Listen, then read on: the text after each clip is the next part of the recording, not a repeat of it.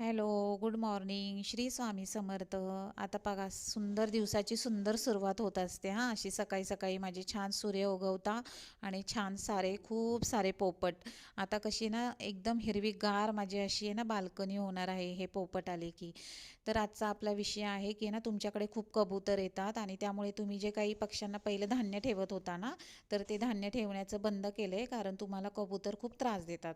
तर आता मी तुम्हाला सांगू का, कबुतराची न माझी काही दुश्मनी नाही आहे बरं का. कारण आहे ना तो पण एक जीव आहे आणि ज्यांना कबूतर आवडतात ना त्यांना घालून द्या ना खाऊ पिऊ, आपल्याला काही प्रॉब्लेम नाही आहे. पण आपल्याला आवडत नाहीत, म्हणजे जे तुम्हाला आवडत नाही तर तुमच्यासाठी मी व्हिडिओ बनवते आहे की मी पण आधी ह्या खूप फेसमधनं गेले. काही सुरुवातीला कबूतर आहे ना, आपण जेव्हा धान्य ठेवतो तेव्हा त्रास देतातच.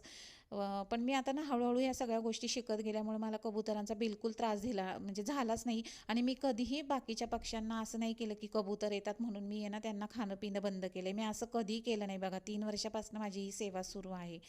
तर आता मी तुम्हाला सांगू का की ना, तुम्ही काय करा, सुरुवातीला एक फीडर लावा. जे हँगिंग फीडर मिळतं वरती ते लावा. त्यामध्ये चमचाभरच धान्य ठेवा. खाली कुंड्या नाही पाहिजेत. नाहीतर काय होतं ना की चिमण्या येऊन जर ते धान्य खात असतील तर ते कुंड्यांमध्ये सांडलं ना, तर मग परत ते कबूतर येणार आणि मग त्याच्यामध्ये ते घाण करणार आणि मग ते पुन्हा आपल्याला त्रास होणार. आणि दिवसभर या पक्ष्यांसाठी काही खाऊ ठेवायची आपल्या बाल्कनीमध्ये वगैरे काही गरज नाही आहे. एक 9 वाजेपर्यंतच तुम्ही ते फीडर लावून ठेवा. नंतर 9 नंतर आपलं घरामध्ये आणून ठेवा आणि बाल्कनी एकदम क्लीन पाहिजे. आणि असं तुमचं सगळ्यांचं म्हणणं आहे की ना खालचे लोक ओरडतात, तर बरोबर आहे ना, आपल्यामुळे इतर लोकांना कशाला त्रास पाहिजे. आपण जे काही फीडर आपले आहेत ना ते आपण आपल्या आतल्या साईडला लावा. म्हणजे काय होईल ना, जे जे पक्षी खातील ना ते आपल्या बाल्कनीमध्येच त्याचा कचरा होईल ना, इतरांना त्याचा त्रास होणार नाही.